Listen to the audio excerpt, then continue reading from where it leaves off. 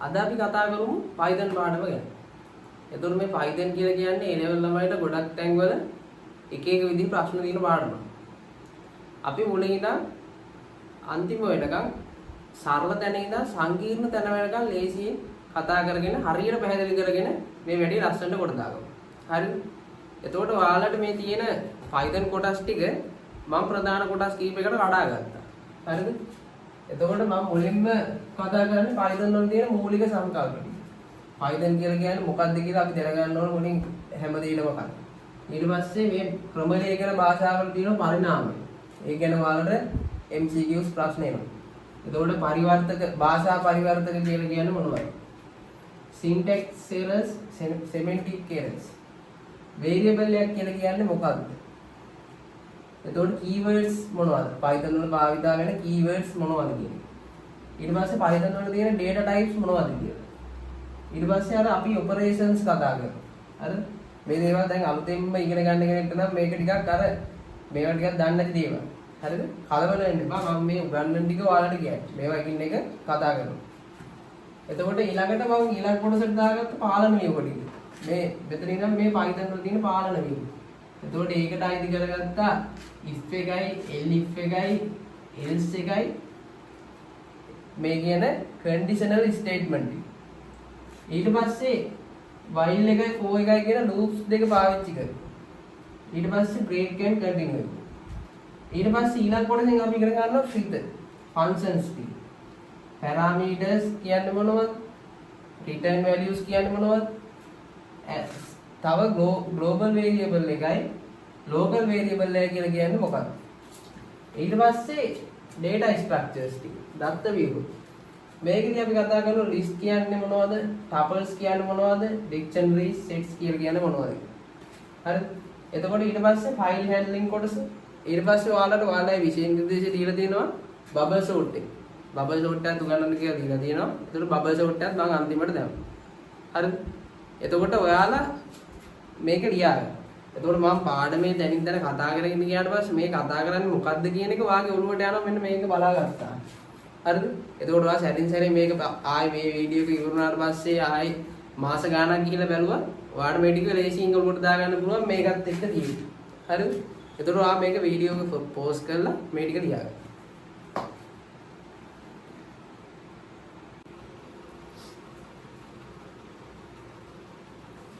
හරි. එතකොට මේ Python කියලා කියන්නේ මොකක්ද? Python කියලා කියන්නේ දැනට ලෝකේ භාවිතා වෙන ක්‍රමලේඛන භාෂා අතරින් එකක්. එහෙම නැත්නම් programming language වලින් එකක්. එතකොට මේ Python වගේ තාම මොනවද තියෙන්නේ? තව programming language ගොඩක් තියෙනවා. අපිට ඒ වගේ හම්බෙන ඒවා තමයි මේ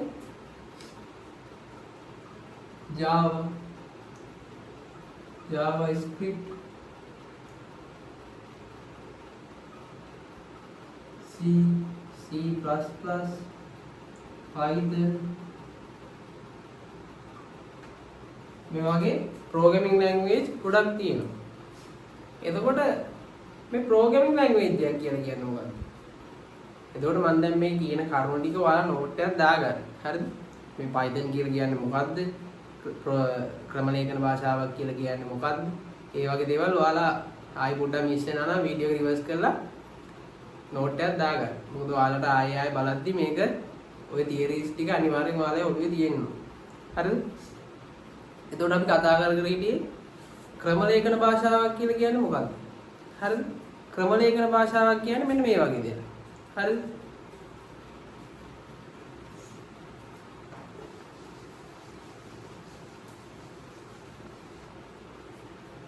මෙන්න මෙතන තියෙනවා කම්පියුටර් එක. හරිද? ඔයාලා කම්පියුටර් එක කියමු.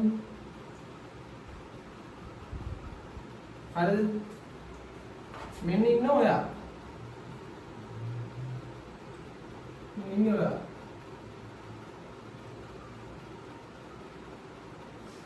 දැන් ඔයාලට ඕන මේ කම්පියුටර් එක ලාගුව එක එක වැඩ කරගන්න. හරිද? දැන් ඔයා දන්නවනේ. දැන් ඔයා සාමාන්‍ය වගේ යාළුවෙක් එක්ක කතා කරන්නේ. දැන් මේ අපිට කතා කරන්න අපිට අනන්‍ය භාෂාවක් තියෙනවානේ. අපි හැමෝම දන්නවා අනිවාර්යෙන් සිංහල. ඔයාගේ යාළුවෙක් එක්ක කතා කරන්න ඒ වගේ භාෂාවකින් කතා කරන්නේ. හරිද? දැන් ඔයා මොන හරි වචනයක් කිව්වා. දැන් මේ මායි ඔය කතා කරන්නේ මොකද්ද? භාෂාව. සිංහල භාෂාව. ඒ වගේම මෙන්න මේ ඔයාගේ කම්පියුටරේ අතරයි සංනිවේදනය කරගන්න. ඒ කියන්නේ ඔයාට ඔයාගේ කම්පියුටර් එක කතා කරගන්න ඒකටත් භාෂාවක් ඕන වෙනවා. හරිද? ඔයාට ඔයාගේ කම්පියුටරෙත් එක්ක කතා කරගන්න ඒකට භාෂාවක් ඕන. අන්න ඒ භාෂාවට අපි කියනවා ප්‍රෝග්‍රෑමින් ලැන්ග්වේජ් එකක් කියලා. ප්‍රෝග්‍රෑමින් ලැන්ග්වේජ් එක. හරිද? එතකොට Python කියන්නේ මෙන්න මේ වගේ ප්‍රෝග්‍රෑමින් ලැන්ග්වේජ් එකක්. හරිද? එතකොට ප්‍රෝග්‍රෑමින් ලැන්ග්වේජ් භාවිතා වෙන්නේ මොකටද? මෘදුකාංග හදන්න. හරිද? මෘදුකාංග හදන්න. මේ මෘදුකාංග වලට අපිට ඕන කරන අපි දෙන්න ඕන අපි අර දෙන උපදේශ ටික දෙන්නේ මෙන්න මේ ප්‍රෝග්‍රෑමින් ලැන්ග්වේජ් එක භාවිතා කරලා. මේකෙන් තමයි අපි මේ දෙන්න ඕන උපදේශ ටික මේ මෘදුකාංගයක් හදනවා නම් ඒකට දෙන්න තියෙන මේ උපදේශ ඔක්කොම දෙන්නේ මෙන්න මේ ප්‍රෝග්‍රෑමින් ලැන්ග්වේජ් එක හරහා. හරිද? එතකොට Python කියලා කියන්නේ මොකද්ද? Python කියලා කියන්නේ දැනට ලෝකේ භාවිතා වන එක ක්‍රමලේඛන භාෂාවක්. නේද? එතකොට ක්‍රමලේඛන භාෂාවක් කියලා කියන්නේ මොකද්ද? ඔයාට එහෙම නැත්නම්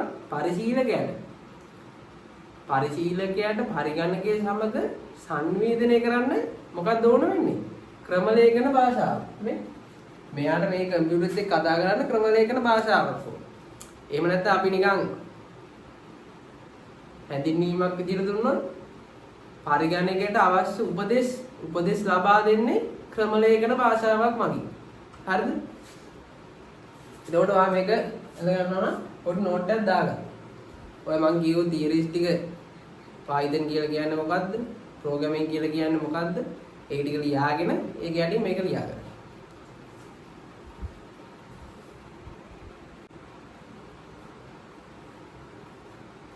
හරි. ඊළඟට අපි එහෙනම් කතා කරමු පරිගණක භාෂාවල පරිණාමය ගැන. හරිද? එහෙම නැත්නම් ක්‍රමලේඛන භාෂාවල පරිණාමය. අපි දාගමු.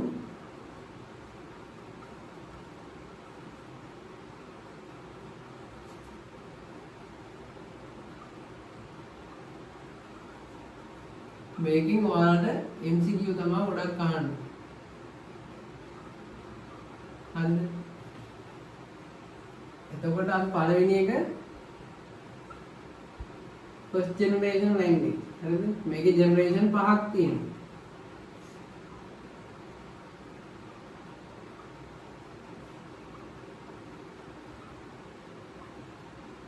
හරිද? මේකේ පාවිච්චි වෙන්නේ යන්ත්‍ර භාෂාව විතරයි. හරිද? machine language එක විතරයි.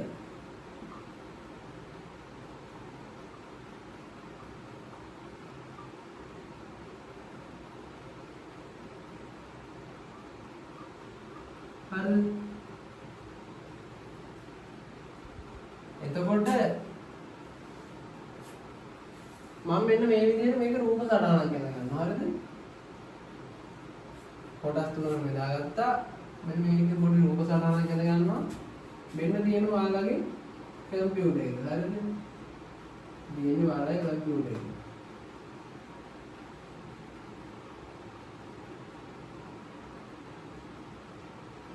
හරිද? මෙන්න ඉන්න ඔයා. හරිද? මේ ඉන්න ඔයා. දැන් මේ ඔයා කියන උපදේශ මාලාවක් තියෙනවනේ. ඔයා මෙතන තියෙනවා. දැන් ඔයාලට මේ කම්පියුටර් එක ඉදිරියට කරගන්න ලොකු උපදේශ ටිකක් තියෙනවා. වැඩ ටිකක් තියෙනවා. ඒකට අදාළ උපදේශ ටිකක් දෙනවා. හරිද? මෙන්න මේ විදිහේ උපදේශ ටිකක් දෙනවා. හරිද? මෙන්න මේ කම්පියුටර් එක. හරිද? අපිට එක එක භාෂා තේරෙනවා වගේ කම්පියුටරේට තේරෙන්නේ මෙන්න මේ එකම එක භාෂාවක් විතරයි. හරිද? මොකක්ද මේ භාෂාව? එක බිඳුව විතරයි. හරිද? කම්පියුටරේට තේරෙන්නේ මෙන්න මේ එක බිඳුවෙන් යන දෙයක් විතරයි. හරිද? එතකොට මෙන්න මේ මේ එක බිඳුව ඇතුළත් භාෂාවට අපි කියනවා මැෂින් ලැන්ග්වේජ්. එහෙම නැත්නම් යන්ත්‍ර භාෂාව. මැෂින් ලැන්ග්වේජ් නැත්නම් යන්ත්‍ර භාෂාව. හරිද? එතකොට අපි මෙතන මේකට තේරෙන කේදේ කියනවා යන්ත්‍ර කේදේ කියලා. Machine code. හරිද? හරිද? එතකොට මේ ඔයා කියන එක තියෙනවනේ. ඔයා කියන එක අපි කියනවා source code එක. එහෙම නැත්නම් ප්‍රභව කේදේ. ඔයා කියන එක අපි කියනවා ප්‍රභව කේදේ. දැන් ඔයාට මේ මැෂින් ලැන්ග්වේජ් එක තේරෙන්නේ නැහැ. කම්පියුටරයට ඔයා කියන මේ ප්‍රභව කේදේ තේරෙන්නේ නැහැ. හරිද? එහෙනම් මේ ඔයයි කම්පියුටරය අතර සම්බන්ධතාවය හදාගන්න. හරියට දැන් මේ අපි දෙන්න කතා කරනවා වගේ. මම ඔයත් එක්ක කතා කරන්නේ සිංහලෙන්. එතකොට ඔයාට කතා කරද්දී ඔයාට ඒක තේරෙනවා. හරිද? ඒ වගේම ඔයා ඔයාගේ යාළුවෙක් එක්ක කතා කරනවා. ඒ වගේම ඔයාලා අතර සංවේදනය වෙනවා. ඒ මොකක් හරි භාෂාවකින්. එතකොට ඔයාලට ඒක තේරෙනවා. ඒ වුණාට දැන් ඔයා හිතන්නකෝ ඔයාට ඇවිල්ලා ප්‍රංශයෙන් ඉන්න මිනිස්සෙක් ඇවිල්ලා එකපාරට ඔයාගෙන් මොකක් හරි අහනවා ඒ භාෂාව. එතකොට ඔයාට ඕක තේරෙන්නේ. හරිද? ඔයා එතකොට පාවිච්චි කරනවා Google Translate වගේ මොකක් හරි භාෂා පරිවර්තකයක්. එහෙම නැත්නම් translate එකක්. එතකොට මෙන්න මේ වගේම මේ කම්පියුටර් එකයි ඔයාටයි කම්පියුටර් එකයි ඔයයි අතරයි සංනිවේදනය කරගන්න. එහෙම නැත්නම් ඔයාට කම්පියුටර් එක කතා කරන්න අපිට මෙතනටත් ඕන වෙනවා භාෂා පරිවර්තකයක්.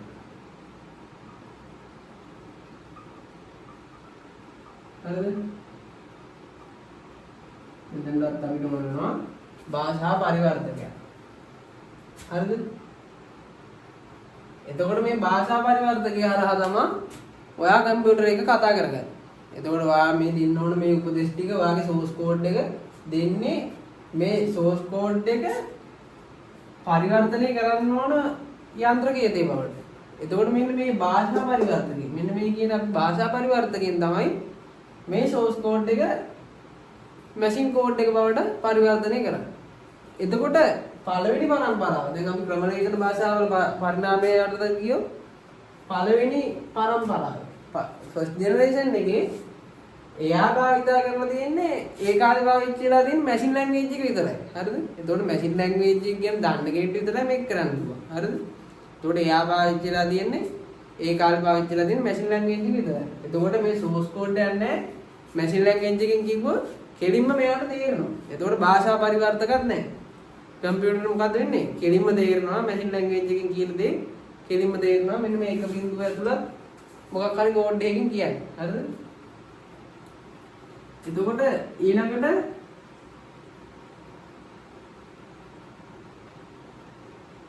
second generation මේක first එක මේක second එක හරිද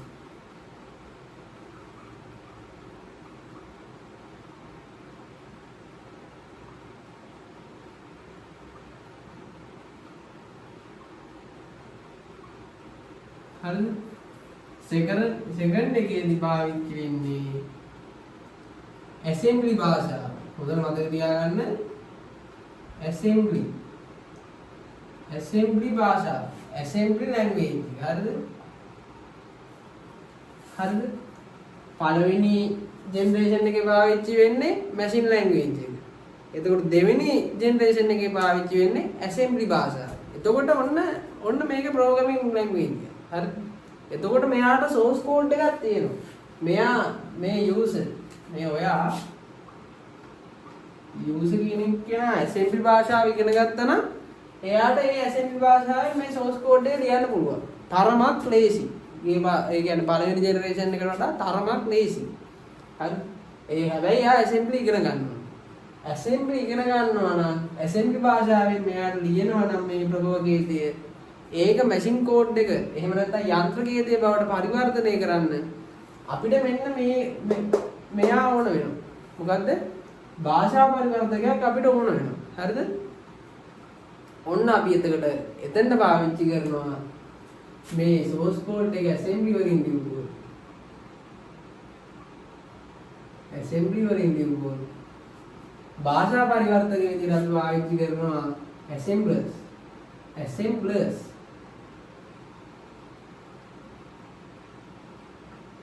හරිද?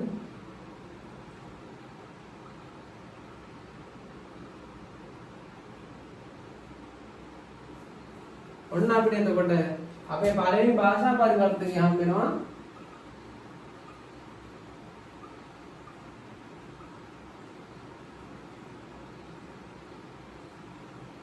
පළවෙනි එක assemblers.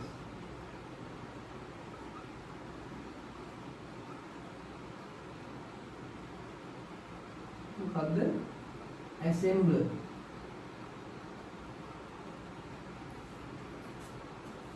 හරිද?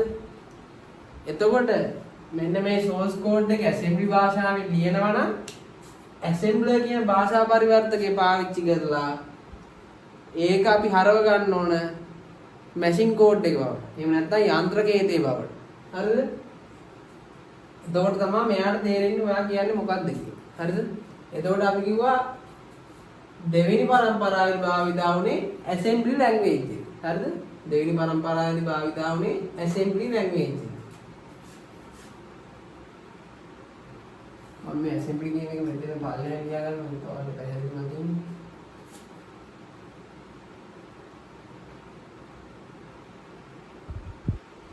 assembly language. හරිද? ඔන්න එහෙනම් තුන්වෙනි එක ගමු. third generation එක.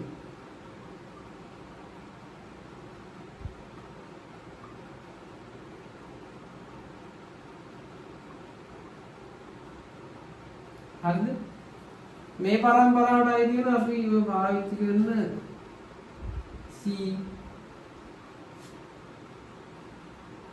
C වගේ programming language. හරිද? එතකොට තුන්වෙනි generation language එක සාමාන්‍ය මිනිස් භාෂාවට ළඟයි. ඒ කියන්නේ ඉංග්‍රීසි වලට ළඟයි. හොඳටම නෙමෙයි තරමක් දුරට ළඟයි. හරිද? එතකොට මෙන්න මේ දෙකටම වඩා මිනිස්සුන්ට සාමාන්‍ය ලේසියෙන් ඉගෙන ගන්න ලේසි තේරුම් ගන්න ලේසි මෙන්න මේ third generation එකේ language. හරිද? මෙන්න මේ third generation එකේ language වලදී මෙන්න මෙහෙම දෙයක් පාවිච්චි කරනවා. හරිද? දැන් third generation එකේ language එකකින් ඔයා හිතන්න මොකක් හරි මේ තියෙන language එකකින් මේ source code එක ලියනවා. දැන් assembly නෙමෙයි third generation එකේ තියෙන්නේ. එතකොට third generation එකේ තියෙන වෙන එකක්. හරිද? එතකොට අපි එහෙනම් අපි මේක කරන්න ඕන third generation එකේ තියෙන language එකකට වෙන භාෂා පරිවර්තක දෙකක් පාවිච්චි කරන්න ඕනේ. වෙන භාෂා පරිවර්තකයක් පාවිච්චි කරන්න ඕන. අපිට බෑ assembler පාවිච්චි කරන්න. හරිද? assemblers පාවිච්චි කරන්න අපිට බෑ. එතකොට එහෙනම් අපි මේකට අපි භාෂා පරිවර්තක වෙන දෙයක් පාවිච්චි කරන්න ඕන. හරිද? මෙන්න මේකේ තියෙනවා මේ වගේ භාෂා පරිවර්තක දෙකක්. interpreter සහ එහෙම නැත්නම් අර්ථ වින්‍යාසක සහ කම්පයිලර්. මේක පරිවර්තක වර්ග දෙකක්. හරිද? එහෙනම් දෙවෙනි එක කියනවා අර්ථ වින්‍යාසක.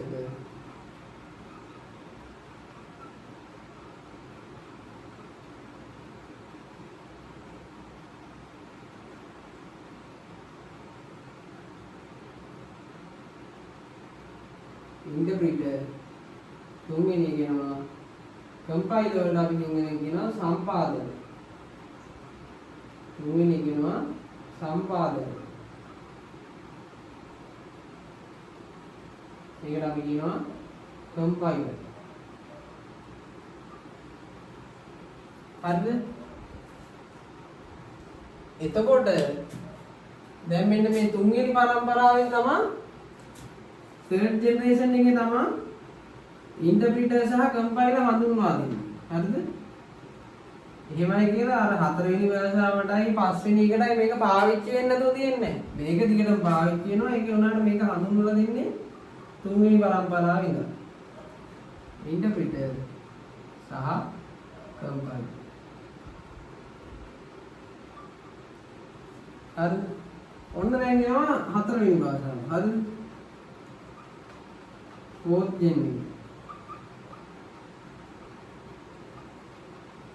fourth generation language. හරිද? ඒකෙ තියෙන්නේ මෙන්න මෙහෙම එකක්. මේක දැන් තවත් ළඟා ඉංග්‍රීසි භාෂාවට. හරිද? මෙන්න මේ fourth generation එකේ තමයි අපිට Python හම්බෙන්නේ. හරිද? එතකොට මේ Python වලින් ලියන source code එක. දැන් ඔයා හිතන්නකෝ මේක කියන්නේ Python වලින්. ඔයා මේක Python ඉගෙනගෙන මෙන්න මේ ඔයා ලියනවා දැන් මේ ප්‍රොපෝගේටයක්. ඔයා දැන් කම්පියුටර් උපදෙස් දෙනවා Python වලින්. හරිද? Python වලින් ලියන එකකටත් අපි මොකද්ද මේ මැෂින් කෝඩ් එක බවට පරිවර්තනය කරගන්න ඕන? භාෂා පරිවර්තකයක් ඕන අපිට. හරිද? එහෙනම් අපි මේකට පාවිච්චි කරන්නේ මේ ඉන්ටර්ප්‍රිටර් සහ කම්පයිලර් කියන දෙක අතරින් මොකද්ද? මෙන්න මේ කියන ඉන්ටර්ප්‍රිටර්. හරිද? ඉන්ටර්ප්‍රිටර් තමයි අපි Python වලදී පාවිච්චි කරන්නේ. හරිද? ඊළඟට අපිට අන්තිමට හම්බ වෙනවා fifth generation.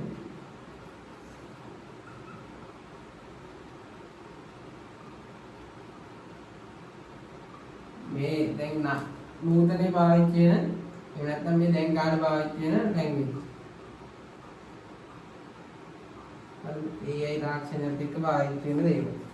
මේක තවත් ඉංග්‍රීසි වලට ළඟයි. ඉංග්‍රීසි වගේම තමයි. හරිද? එතකොට බලන්න. දැන් මේ විදිහට බලන්න. හරිද? ඔයාලගේ දැන් මේ ෆස්ට් ජෙන් එකේ ඉඳන් හරිද? මේක අනිත් පැත්තට තියෙනවා. හරිද? ඔයාලා මේක නෝට් එකක් දාගන්න. නෝට් එකක් දාගෙන ඉවරලා අපි මේක මකලා ඒක ඉවරයි. හරිද? දැන් මෙන්න මේ පොඩි දෙයක් තියෙන තව එකක් ගන්න. හරිද? දැන් මේ ක්‍රමලේඛන භාෂා තියෙනවනේ. මෙන්න මේ තියෙන ක්‍රමලේඛන භාෂා ටික. හරිද? මේ ක්‍රමලේඛන භාෂාවල පළවෙනි ජෙනරේෂන් එක. ෆස්ට් ජෙන් එක. හරිද?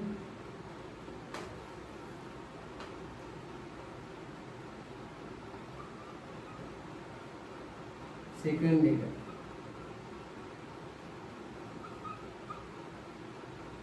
थर्ड එක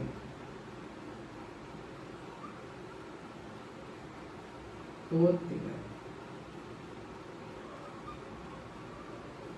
फिफ्थ එක දිනනවා හරිද මෙන්න ඔයාලට MCQ වාන්න පුළුවන් දා හරි මේ විදිහට ගත්තොත් මෙන්න මෙතන තියෙනවා ඉංග්‍රීසි सामान्य ह्यूमन लैंग्वेज हरिद මෙන්න මෙතන තියෙනවා මැෂින් ලැන්ග්වේජ්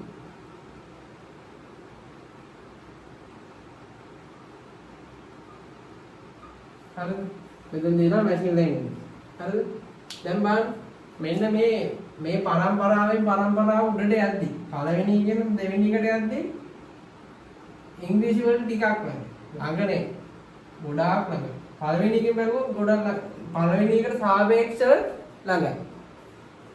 ඊට පස්සේ තුන්වෙනි පරම්පරාව වෙනුත් ඉංග්‍රීසි වලට තරමක් දුරට ළඟයි. හතරවෙනි එක ටිකක් දැන් ළඟම වගේ. පස්වෙනි එක බැලුවොත් ගොඩක්ම ළඟයි. ඒ කියන්නේ එන්න භාෂාව ඒ කියන්නේ පරිණාමයේ වේගෙන ඉඳි මේ සාමාන්‍ය භාෂාවට මොකක් වෙනවද? සාමාන්‍ය භාෂාවට ළඟ වෙනවා. හරිද? ඒක පොඩ්ඩක් ඔළුවේ තියාගන්න. හරිද? එහෙනම් අපි දැන් ඊළඟට යන් භාෂා පරිවර්තක වලට. හරිද? මම අර එහාට දෙක මේ පැත්තට ගන්නවා.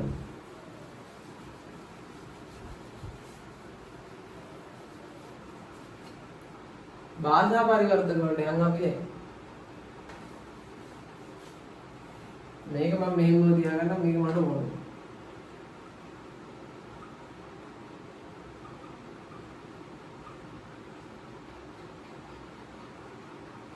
අපි භාෂා පරිවර්තක ප්‍රධාන භාෂා පරිවර්තක තුනක් කතා කරා.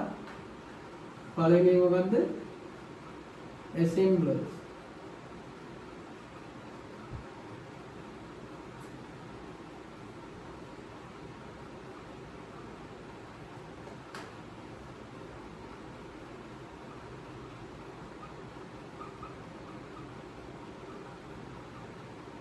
assembler හරිද ඔන්න මෙතන තියෙන පළවෙනි භාෂා පරිවර්තකේ assemblers පාවිච්චි කරන්නේ අය අපි assembly භාෂාවෙන් ලියන ලද ප්‍රභෝගයක assembly භාෂාවෙන්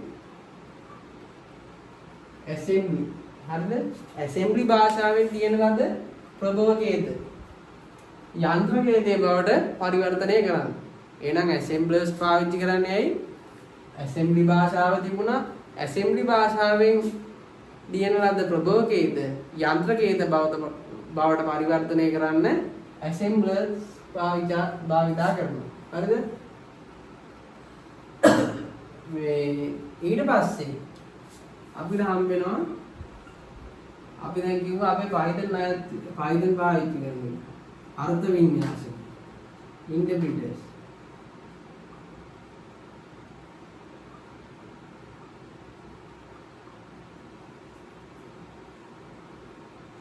අර්ථ වින්‍යාස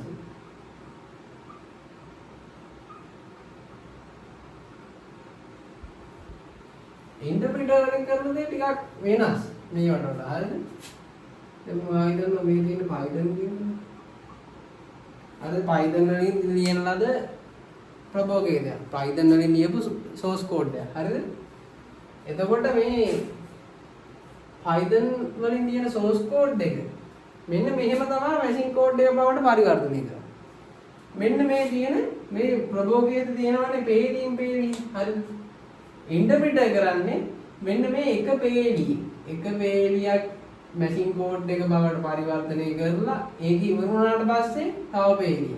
මෙන්න මේ විදිහට පිළිවෙල පේලියෙන් හරිද? ඉන්ටර්ප්‍රිටර් වලින් මොකද්ද කරන්නේ එතකොට?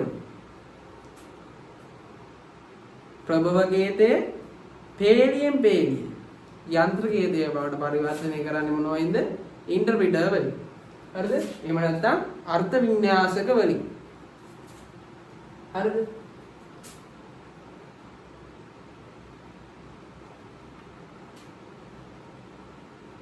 ඊට පස්සේ අපිට හම් වෙනවා සම්පාදක කම්පයිලර්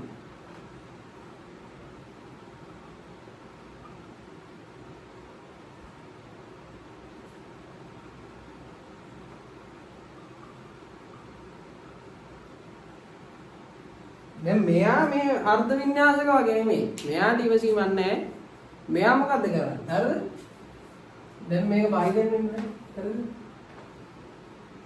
මෙයා මොකද්ද කරන්නේ මෙන්න මේ තියෙන source code එක. මේ තියෙන ප්‍රභෝගයේද මෙයාට බෑ මේකෙන් බේරින් කරන්න. හරිද? මෙයා මොකද්ද කරන්නේ? මෙයා එකපාරම machine code එක වලට පරිවර්තනය කරනවා. හරිද? මේ සම්පූර්ණ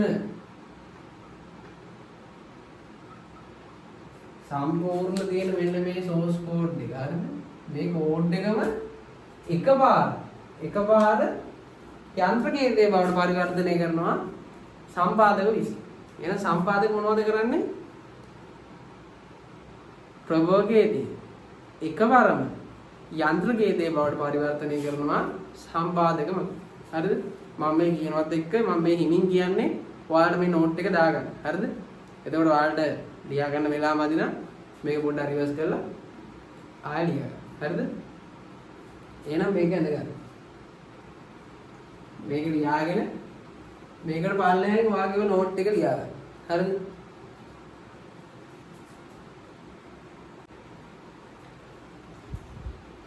ඊට පස්සේ අපි කතා කරමු මොකද්ද මේ syntax errors සහ semantic errors කියලා කියන්නේ. හරිද?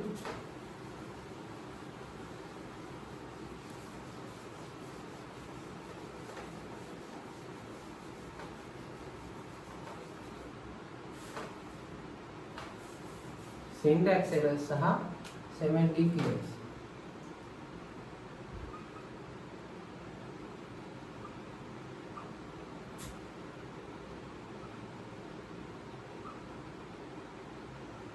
හරිද?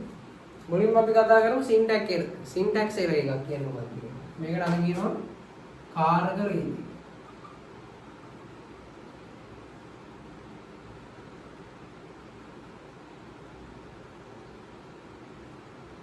හරිද? කාරක රේඛ.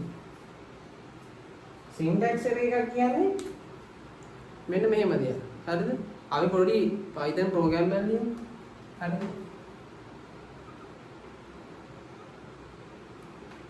Python program එකක් ලියමු. මෙන්න මේක තමයි අපේ පළවෙනි Python program එක. අපි දැන් ලියමු. හරිද? මේකේ අපි කතා කරගෙන ඉවරලා ඊළඟට අපි අපේ ප්‍රැක්ටිකල් වලින් බලමු. මම ඔයාලට මගේ වෙබ් එකෙන් දාලා පෙන්නන්නම් මේක රන් වෙන විදිහ. එතකොට ඒකෙන්ම පෙන්නන්න කාරක රීති රීතියක් කියලා කියන්නේ මොකද්ද? සෙමැන්ටික් කෙර එකක් කියලා කියන්නේ මොකද්ද? හරිද? hello world. හරිද? මෙන්න මේක ගත්තාම මේ තියෙන්නේ run වෙන Python program එක. හරිද? run වෙන Python program එක. හරිද? කාරක රීතියක් කියලා කියන්නේ මෙහෙමයි. හරිද? අපිට මේ Python program Python කියන භාෂාව හඳුන්වලා දීපු එක්කෙනාම මේකට දෙන නීති සමූහයක්. දැන් හරියට මේක නිකන් අර ඉංග්‍රීසි වල තියෙන ග්‍රැමර් වගේ. හරිද? දැන් මම ඊයේ කෑවා කියන එක අපි කියන්නේ I ate yesterday කියලා. හරිද?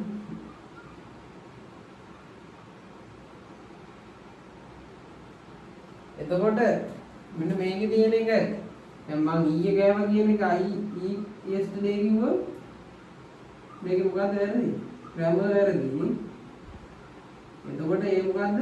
ඉංග්‍රීසි වලින් හඳුන්වා දීපු ග්‍රැමර්. හරිද? ඉංග්‍රීසි වලින් හඳුන්වා දීපු ඒකට අදාළ කාරක රීති. හරිද? මේකෙත් දැන් ඒ වගේ තමයි. මේ භාෂාව හදපු එක්කෙනා ඒකට හඳුන්වලා දීපු කාරක රීති. හරිද? එතකොට දැන් මෙන්න මේව මේ වරහන් මෙතන නැති වුණා. අන්න ඒක කාරක රීතිය. හරිද? එතකොට මෙන්න මේ කාරක රීතිය තියෙද්දි තව දෙයක් තමයි කාරක රීතියක් තියෙන තව දෙයක් තමයි අපි මේ ලියපු ප්‍රෝග්‍රෑම් එක රන් වෙන්නේ නැහැ. හරිද? අපිට සින්ටැක්ස් එරර් කියලා මැසේජ් එකක් එනවා අපේ කන්සෝල් එකේ. හරිද? එතකොට දැන් සින්ටැක්ස් එරර් කියන්නේ එහෙම දෙයක් නම් සෙමැන්ටික් කියලා කියනවා. හරිද? සින්ටැක්ස් එරර් ගැන ඔයා මේ පොඩි නෝට් එකක් දාගන්න. හරිද?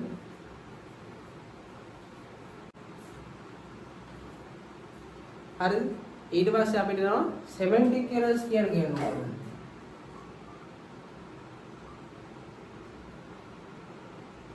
semantic errors. හරිද? semantic errors කියලා කියන්නේ මෙහෙමයි. හරිද?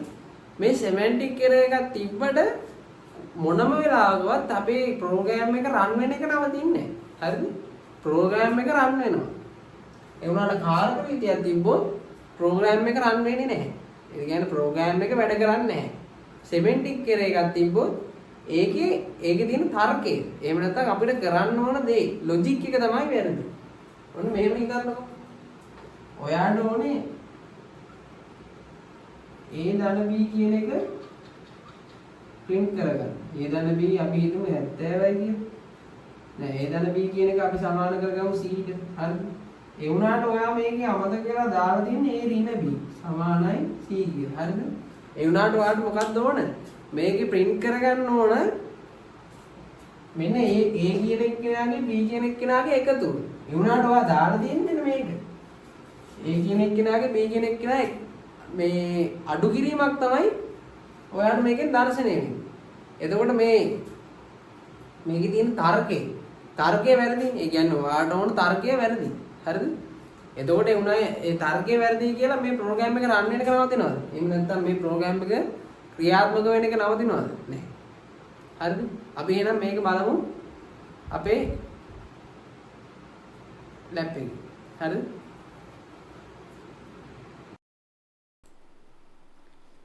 හරිද? ඔන්න දැන් මම කියන්නේ දැන් අපි මේ මුලින්ම අපි බලමු Python වලින් පොඩි ප්‍රෝග්‍රෑම් එකක් දීලා. හරිද? එතකොට මුලින්ම මේ Python ඔයාලා කම්පියුටරේ ඉන්ස්ටෝල් කරගන්න ඕන නම් ඔයාලා Google එකට ගිහිල්ලා Python කියලා සර්ච් කරාම Python කියලා සර්ච් කරාම මෙන්න මේ ඉන්න ඔෆිෂියල් සයිට් එකෙන් ගිහිල්ලා ඒකට ගිහිල්ලා මේ ඩවුන්ලෝඩ් වල ගිහිල්ලා ඩවුන්ලෝඩ් වලට ගිහිල්ලා මෙන්න මෙතන මේ කර්සර් මගේ මවුස් පොයින්ට් එක බලන්නකො. ඒකේ තියෙනවා මේ Python latest version එක. හරිද? ඒක ඩවුන්ලෝඩ් කරගත්තා නම් මෙතනට ඩවුන්ලෝඩ් වෙනවා. හරිද? දැන් මම ඩවුන්ලෝඩ් කරලා තියෙන හින්දා මම ආයෙ ඩවුන්ලෝඩ් කරන්න යන්නේ නැහැ. එතකොට ඔයාලා මේක මේ විදිහට ඩවුන්ලෝඩ් කරගන්න. හරිද? ඔයාලා මේක ඇත්තටම ඩවුන්ලෝඩ් කරගෙන මේක කරනවා නම් මේක තවත් ඔයාලා ඔළුවට යනවා. හරිද? එතකොට ඔන්න මම පළවෙනි අපි පාවිච්චි කරන පළවෙනි ප්‍රෝග්‍රෑම් එක දෙනවා. print අපි බෝඩ් එකේ ලියාගත්ත එක දෙමු.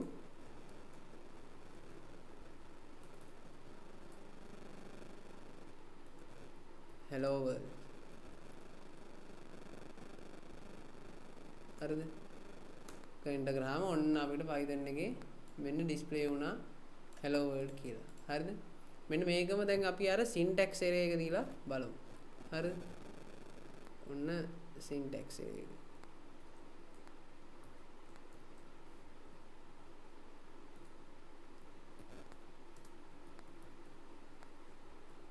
දැන් අපි syntax array එකේ බෝඩ් එකේ දැම්මේ මෙන්න මේ අයිනේ වරහන අයින් කරලා. එතකොට Python වලින් නිර්වචනය කරලා තියෙනවා මේ විදිහට print එකක් දානවා නම් ඒක වරහන් දෙකක් ඇතුලේ දාන්න. දැන් අපි මේකේ අපි එක වරහනක් දාන්නේ. හරිද?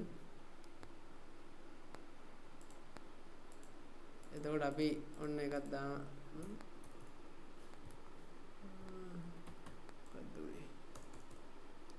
හරිද?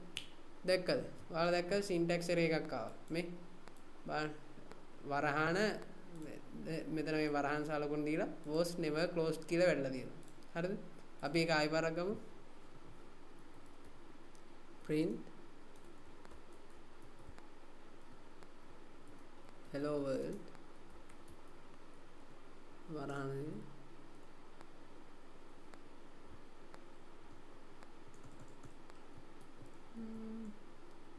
හරි මේකේ වරහන මෙතන දෙන්නේ නැති හින්දා මේක වෙලා තියෙන්නේ. හරිද? syntax array එක. හරිද?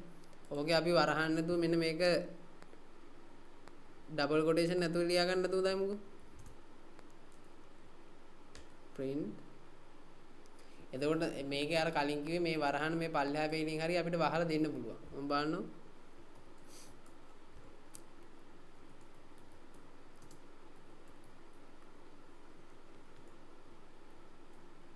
එතනින් වහලා දුන්නාට පස්සේ ඔන්න ඔක ඩිස්ප්ලේ වෙනවා. දැක්කද? ඒකයි අර මේ පල්ලෙහාට ආවේ. හරිද? අපි දැන් මේ විදිහට දැන් අපිට ඕනේ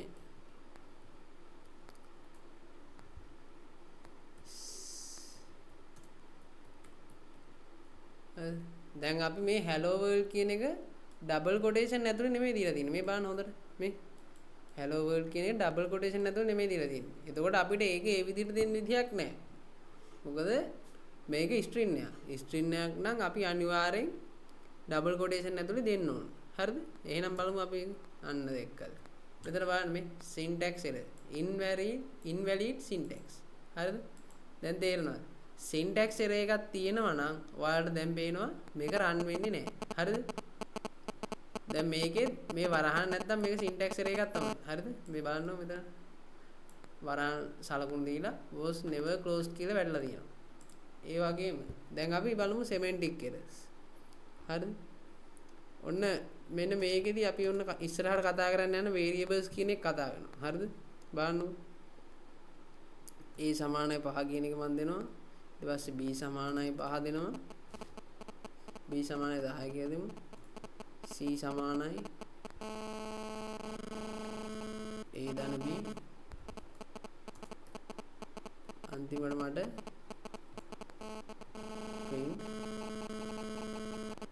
දැන් මේක වේරියබල් යන නිසා අපිට මේක ඇතුළට ඩබල් කොටේෂන් දෙන්න ඕනේ නැහැ. ඩබල් කොටේෂන් දුන්නොත් මේ c එක print වෙනවා. මේක ඇතුළේ තියෙන string එක. හරිද? ඒව ගැන අපි ඉස්සරහට කතා කරමු. දැන් බලන්න මෙතන 15 print වුණා. හරිද? දැන් අපිට ඕනේ a ධන b ක එකතුව. දැන් අපි හිතන් ඉන්නේ a ධන b ක එකතුව ගන්න. හරිද? එතකොට දැන් මට බලාපොරොත්තු වුණාට පස්සේ මට එන්නේ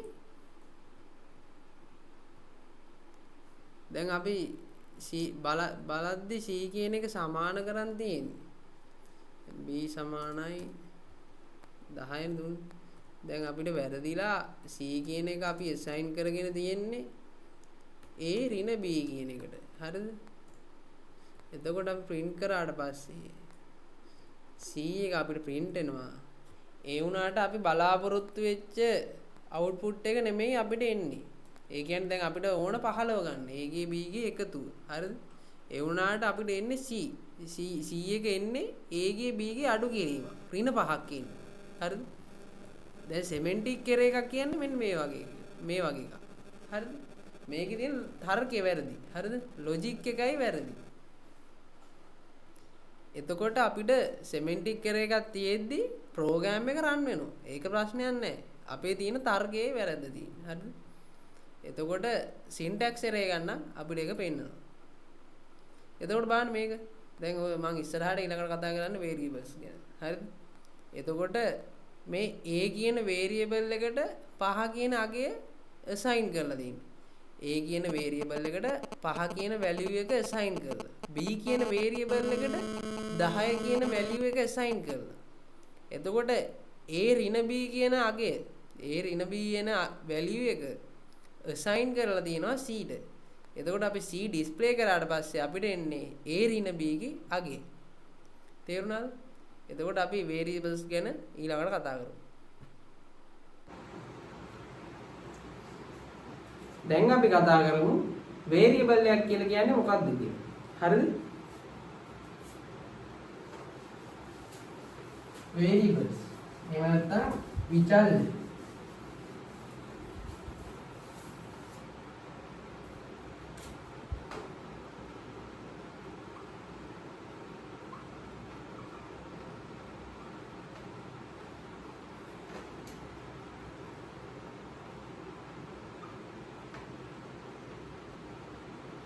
variables නැත්නම් අපි කියනවා විචල්‍යයක්.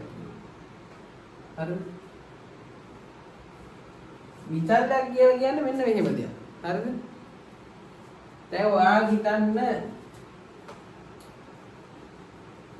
දැන් ඔයාලා කම්පියුටර් එකකින් මොකක් හරි කරලා ප්‍රෝග්‍රෑම් එකක් පාවිච්චි කරලා මෙන්න මෙහෙම දෙයක් දැర్శණය කරගන්න ඕන. ඔයා ආදානයක් දෙනවා. එහෙම නැත්නම් ඉන්පුට් එකක් දෙනවා කම්පියුටර් එකට 5 කියලා. 5 ඉලක්කම ඉන්පුට් එකක් දෙනවා. හරිද? එතකොට දැන් මේ ඔයාලට කම්පියුටර් එක ලව්ව කරගන්න ඕන මෙන්න මේ 5ට 10ක් එකතු වුණාම උත්තරේ එන්නේ. හරිද? 5ට 5න් 3ක් අඩු වුණාම උත්තරේ එන්නේ. හරිද? 5න් බෙදුවාම උත්තරේ එන්නේ. 5 දෙකෙන් ගුණ කරාම උත්තරේ එන්නේ. හරිද? එතකොට මෙන්න මේ වගේ දේවල් කරගන්න. එතකොට ඔයා බලන්න මෙන්න මේ 5 කියන එක වාගේ සෑහෙන තැන්වල පාවිච්චි වෙනවා. එතකොට මෙන්න මේක අවම කරගෙන අපි කරනවා. මෙන්න මේ ඔයා දෙන 5 කියන එක A කියලා එහෙකට සමාන කරගන්න. හරිද? 5 කියන අගය මෙන්න මේ A කියන එකට සමාන කරගන්න. මෙන්න මේ Aට අපි කියනවා විචල්‍යයක් කියලා. හරිද? මේකට අපි කියනවා විචල්‍යයක් කියලා. හරිද? එතකොට මේකේ වෙන තියරි එක මෙහෙමයි. හරිද? විචල්‍යක තියරි එක. ඔයා හිතන්න මේ තියෙන්නේ ඔයාගේ කම්පියුටර් එකේ තියෙන RAM එක. හරිද? කම්පියුටර් එකේ තියෙන RAM එක. ඔයා දන්නවනේ මේ කම්පියුටර් එකේ මේ විදිහට මතක ස්ථාන තියෙනවා කියලා. මේ විදිහට මතක ස්ථාන ගොඩක් තියෙනවා. හරිද? මෙන්න මේ A කියන එක මෙන්න මේ මතක ස්ථානේ ගන්න. ඒක ඇතුළට මෙන්න මේ 5 කියන අගය දානවා. හරිද? මෙයා ගිහින් මෙන්න මේ 5 කියන අගය දානවා. එතකොට මේ කම්පියුටර් එකේ මතක ස්ථානට අපි 5 කියන එක දානවා. හරිද? ඊට පස්සේ ඔයා හිතන්නකො B සමානයි 10. නේද? හරිද? එතකොට B කියලා තව වේරියබල් එකක් වෙනවා. එයා කරන්නේ මෙන්න මේ 10 දාගන්නවා මේක. ඊට පස්සේ C කියන එක සමාන වෙනවා A ධන B ට. හරි. C කියන එක A ධන B ට සමාන වෙනවා. එතකොට මේ දෙක එකතු වෙලා A නගේ මෙයා දා ගන්නවා. එයා C වෙනවා. හරිද? දැන් ඊට පස්සේ print C කරගන්නවා. අපිට C එක print කරගන්න. හරිද? print C. හරිද? එතකොට C එක print කරන්න කිව්වහම මොකද්ද print වෙන්නේ? ඔයාලට output එක විදිහට මේකෙන් එන්නේ මේකෙන් output එක විදිහට ඔයාලට එන්නේ මෙන්න මේ 15. හරිද? මෙන්න මේ A B C කියන එකට අපි කියනවා විචල්යක් කියලා. හරිද? එතකොට මේකට කියනවා විචල්‍ය නාමය. හරිද? මේ A කියන්නේ විචල්‍ය නාමය. හරිද? අපිට විචල්‍ය නාමය කැමති දේ ලියා ගන්න පුළුවන්. හරිද? එතකොට මේ 5 කියන එක තමයි අගය. එහෙම නැත්නම් value එක. මේක variable එක. 5 කියන එක සමාන කරගන්නව නෙමෙයි. 5 කියන එක assign කරගන්නවා. ආදේශ කරගන්නවා. හරිද? 5 කියන එක මෙන්න මේ මතක ස්ථානයට ආදේශ කරනවා. එතකොට ඒක පාවිච්චි කරලා තමයි ඒක පාවිච්චි කරන්නේ මෙන්න මේ A කියන එක. A කියන මේ variable. 5 කියන අගය A කියන variable එකට. එහෙම නැත්නම් 5 කියන අගය A කියන විචල්‍යයට ආදේශ කරගන්නවා. හරිද? එතකොට මෙන්න මේ variables කියන එක අපිට අපේ ක්‍රමලේඛන භාෂාවල සෑහෙන්න වැදගත්. හරිද? මෙතනින් එහාට අපි මේක ඉස්සරහට දිගටම පාවිච්චි කරනවා. හරිද? ඔයා මේක දාන්න.